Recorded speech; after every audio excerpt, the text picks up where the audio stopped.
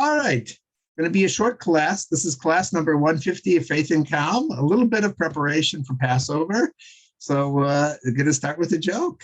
You have to liven it up. I mean, that's one of the things that says people come, they're tired, they're worn out at the table, things don't go well, somebody spills something, everybody gets all nervous and so forth like that. So I heard the Rabbi Y.Y. Jacobson saying the most important thing is get a good night's rest and come there joyous and happy because it's a celebration. It's not supposed to be something you stress out about every piece of matzah and so forth. So anyway, here's a joke that if you want, for maybe it's true. There was a little boy, he came home from school one day to his very, very progressive parents. And he told them, he says, today in school, a rabbi came. They get very nervous. Rabbi? What kind of a rabbi? I said, well, it was this young Chabad bacher, who came. You probably may have seen him before. They say, yeah. What did he tell you? They're very suspicious.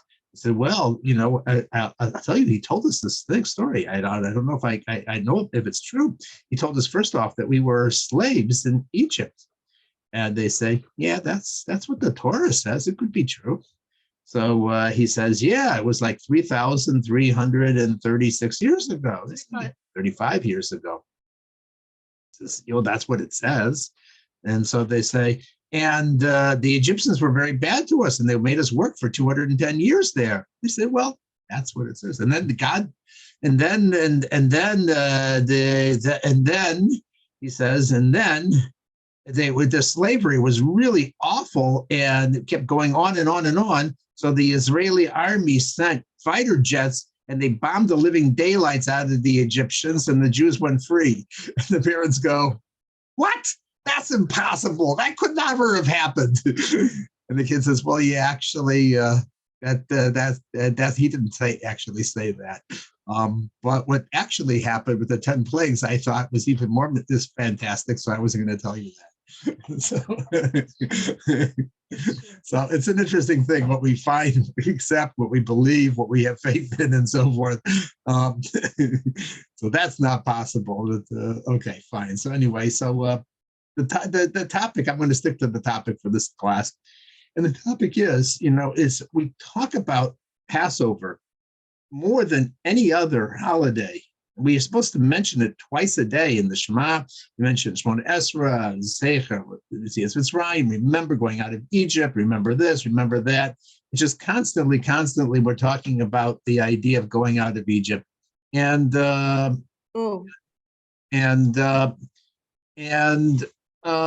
it's just why? More than anything else, more than Purim, what's so central? You need to understand what's so central about it. And then we celebrate it with a Haggadah. So why are we doing that too? It seems like, there are other things that happened in history. Like, for example, Purim. Purim, we mention Purim, but we don't mention other times that the Jews were saved. We mention Tisha B'Av, but we don't mention the Holocaust. Maybe we should mention all of it. We should have a separate day for the Holocaust, Remembrance Day, just like we have for Tisha B'Av.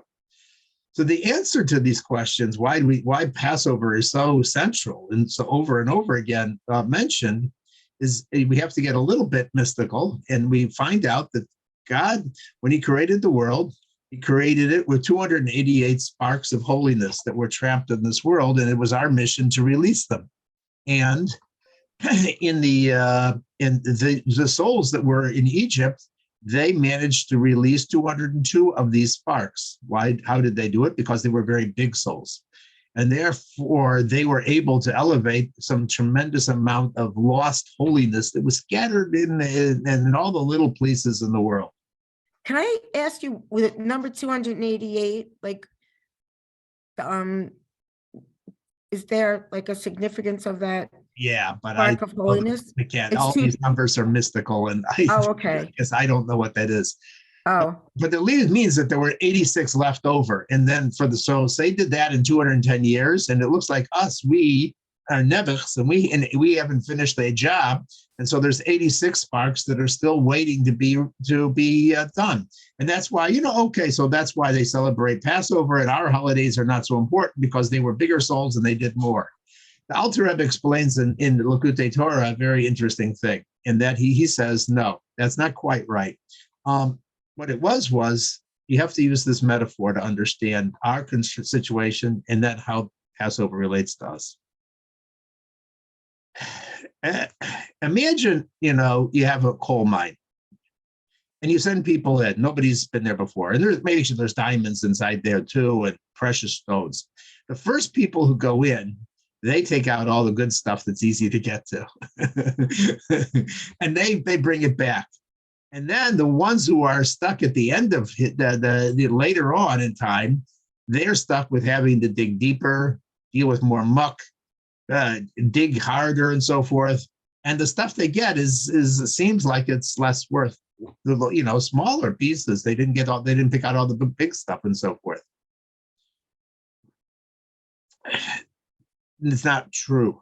The design, what God wants is these things that are most precious, the deepest, the hardest to get to, are the ones that we're still trying to get out of that coal mine. And that's the same thing with our generation compared to previous generations. You look at Jewish history and you say, these people were great, and these people were wonderful, and they were so holy, and you read the stories about how great and what wonderful things they did. And you look at our generation, then you look at it and you say, sometimes, it just doesn't measure up. And I wonder how it's ever going to be that we're going to finally be worthy of the final Geula. And the answer is the opposite, that this is actually the most precious generation. Moshe, it says in the Medrash that Moshe, when he looked when he was on Har Novo at the end of his life, God showed him all the generations that were going to be in the future. And he looked at our generation and he said, wow, they have so little to go on. They're given so many big challenges. They're giving so many hard problems. And yet they're still coming to the Passover Seder. They're still connected. They're still doing things. This generation, I am awed by them. My generation, we saw Sinai, we saw the 10 plagues, we saw everything. We were given everything on a platter. It was easy. It was easy to go to the coal mine and pick out all the good stuff. This generation is just the most amazing of all generations, because, with so little help and so little understanding and so little revelation of godliness, and yet we're still saying we're connected, we're not giving it up, we're going to keep trying, and we get very little, we get very little inspiration and big revelations and stuff, and yet they're still working very hard to pass over and prepare for it. It's just an amazing generation. We have to understand who we are. We have to celebrate who we are.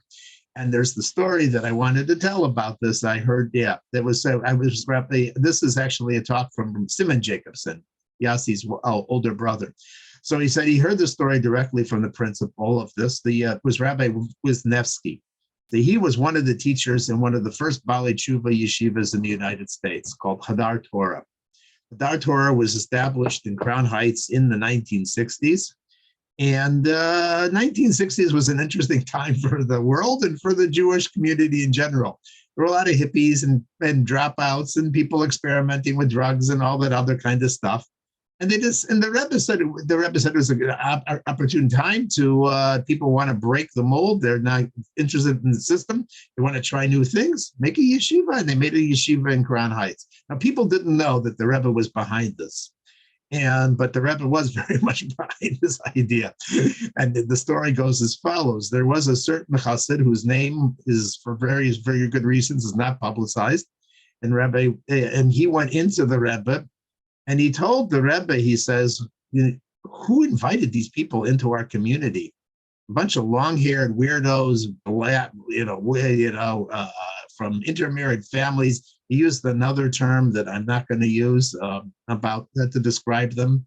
Mishkov Zachar, yeah, and he, and he just was going on about, it says he doesn't know who suggested this sort of thing.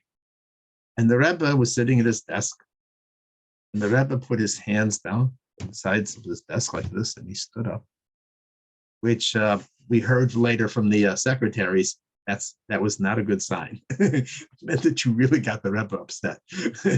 You really got him, and that was not easy to do. So anyway, he stood up and he said, who are we talking about here? Who are we talking about here?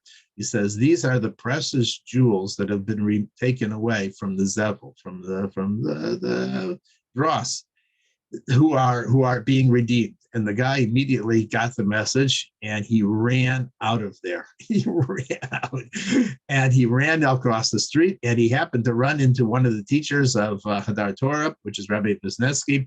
And the Wisniewski said, "What's wrong? You look pale as anything." And he's told him, he's explained what he did. He just got the Rebbe extremely upset. And the guy told the Rabbi Wisniewski said, "You have to go right back in there and you have to apologize to the Rebbe." I don't know if he wrote back or he went back in. Obviously, if he was very sincere, the Rebbe obviously, forgave him. He would, but the message of the stories is very much the message of our generation. We invite people to our Seder table. We want the Ben Rasha. We want the Isheni Dolashol. We even want the fifth son, the one that doesn't even want to come to the Seder.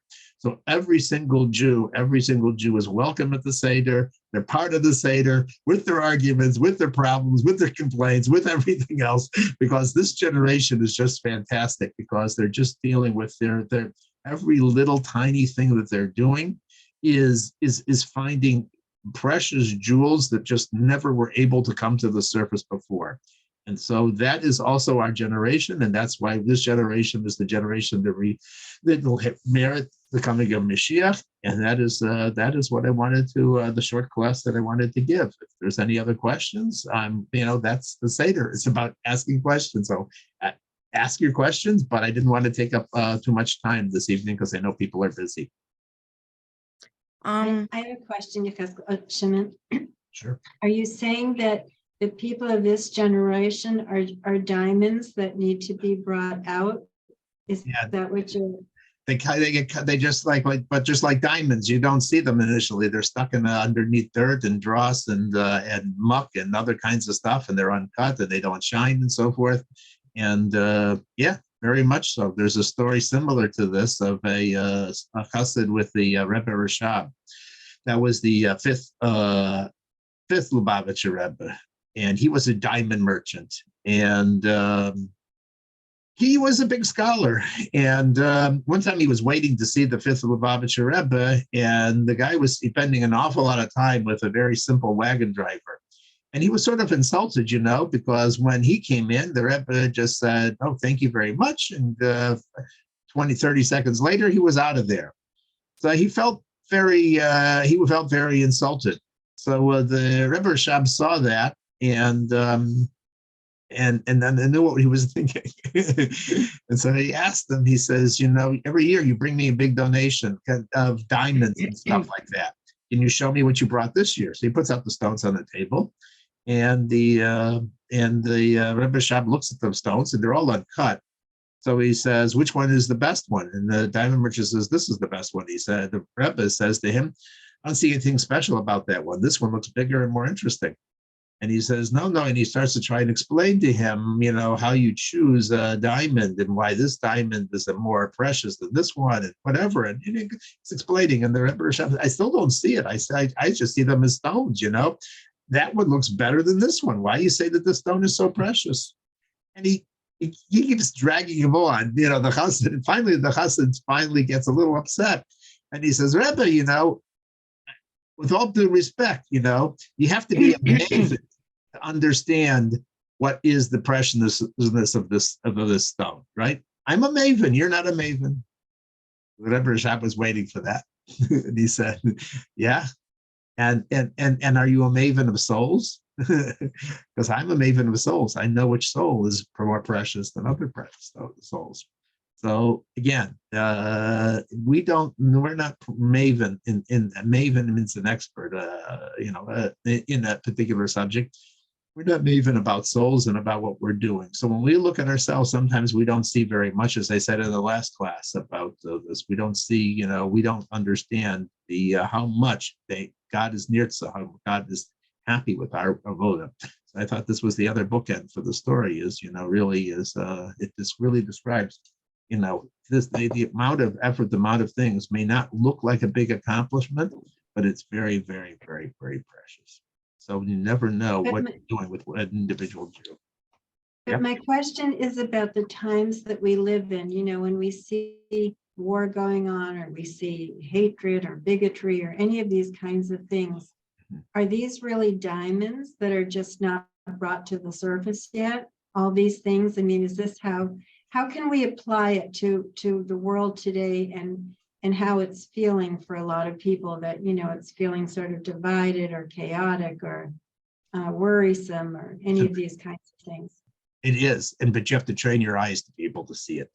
You have to train your eyes and be able to see how fantastic is actually what these things are happening.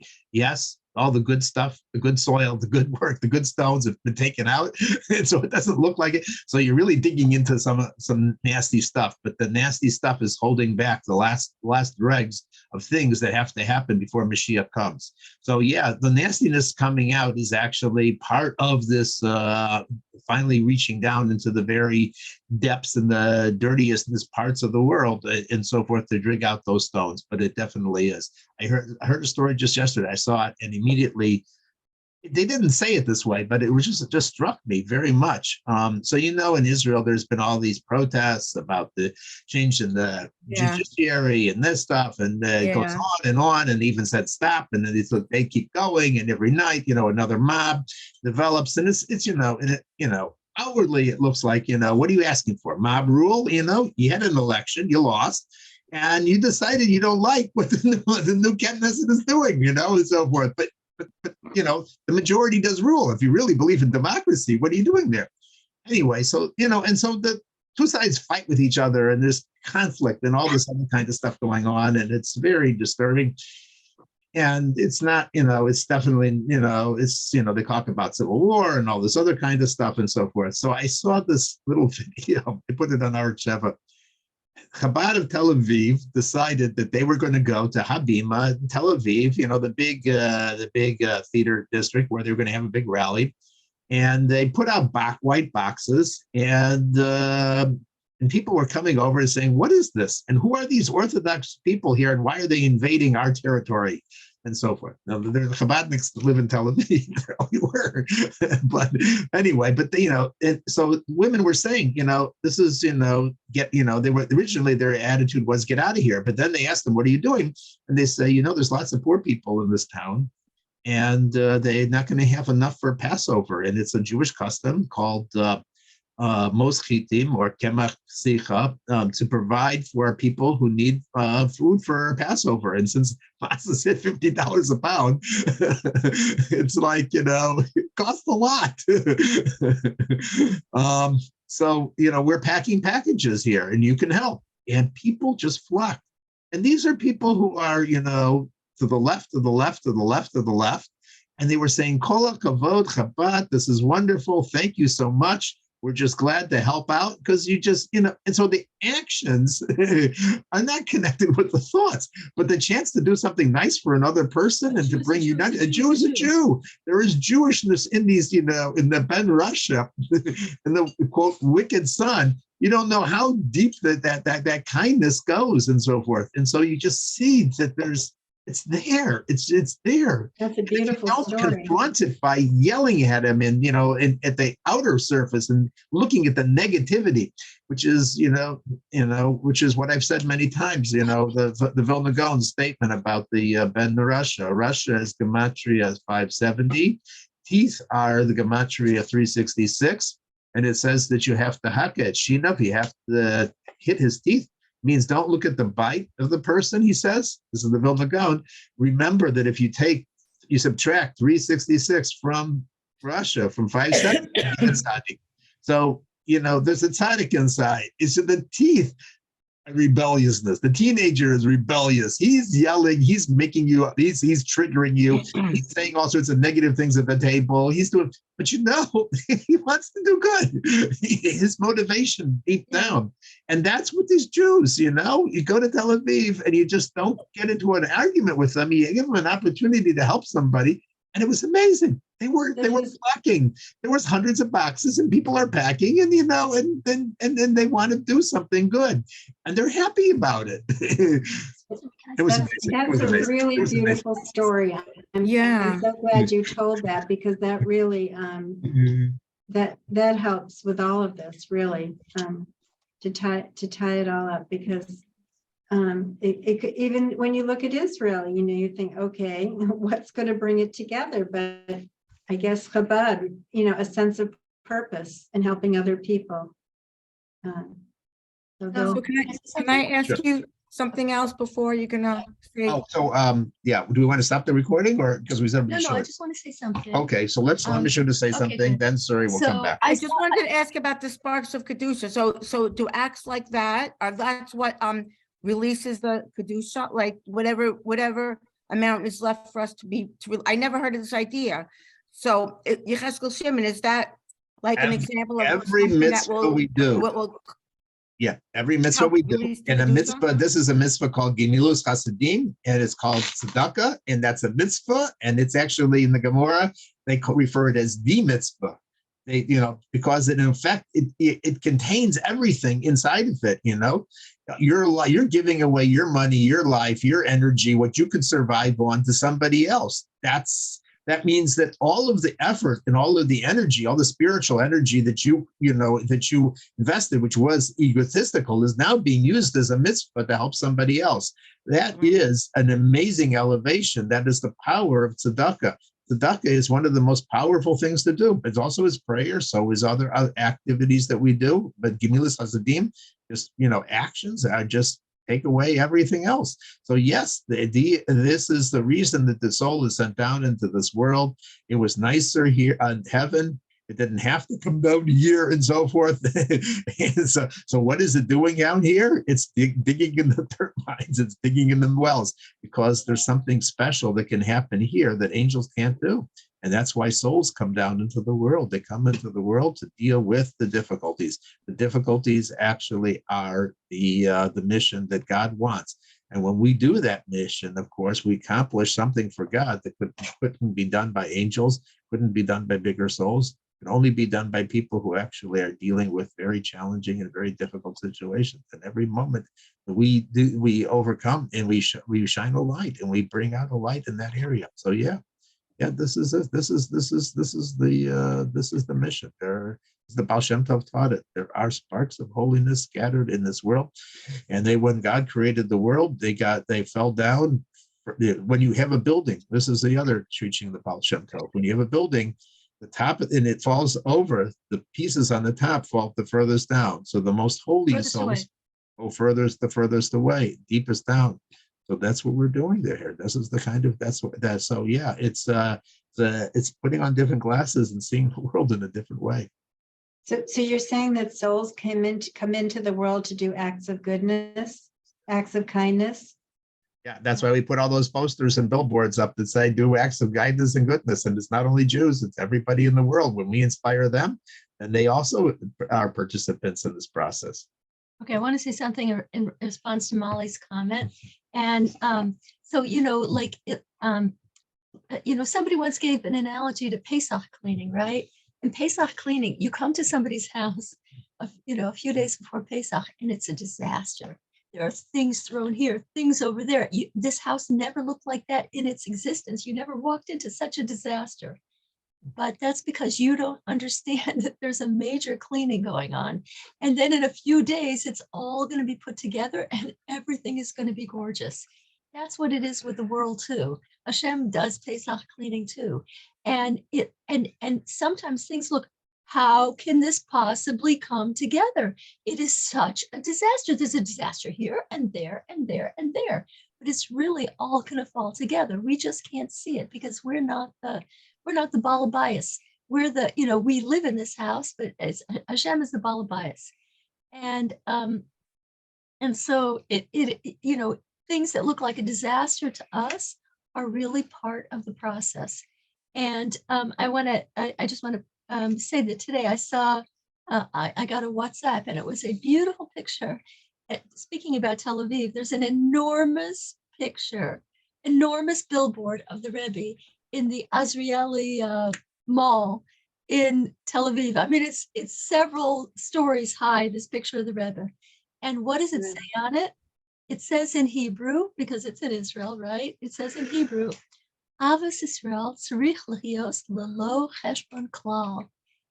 Love of a fellow Jew has to be without any, you can't make any cheshbonos. You can't say, yeah, but this guy's doing this and this guy's doing that, and she said this to me and she said that to me, and you know, love of another Jew has to be absolute, no matter what. We have to, and we know that that's such an important thing for the redemption. So you know, it was the Rebbe's birthday yesterday, his 121st birthday. So I wanted to give a present to the Rebbe, and I decided there's somebody that I have, you know, there's just somebody that, and not because of this person, because of my challenges, I have a hard time behaving with. And so I decided, you know what, in honor of the Rebbe's 121st birthday, I'm going to do 121 friendly comments to this person. And I made a little card Wow. myself. And it's, you know, my tikkun olam, my you know, and it's so interesting that I just made this, and then I saw the sign from the Rebbe that Avos Israel tzarich lelo cheshbon klal. You think this person's doing this, you think this person's doing that, you think they're ruining your life, their life, everybody's life. Forget it. You have, and if you communicate that love to the person, that person's going to change. You know, that person's going to, love evokes response. Irritation also evokes response. So anyway, that's my thing. That's all I wanted to say. All Okay, right. I think you should end I think the- we should end the class and we could have Okay. further discussions later, but I'll just turn it off right now. Is Okay, that good. okay with Yeah, yeah. everybody? Yeah. Okay, Okay. Mm. So let me Thank you. turn off the recording.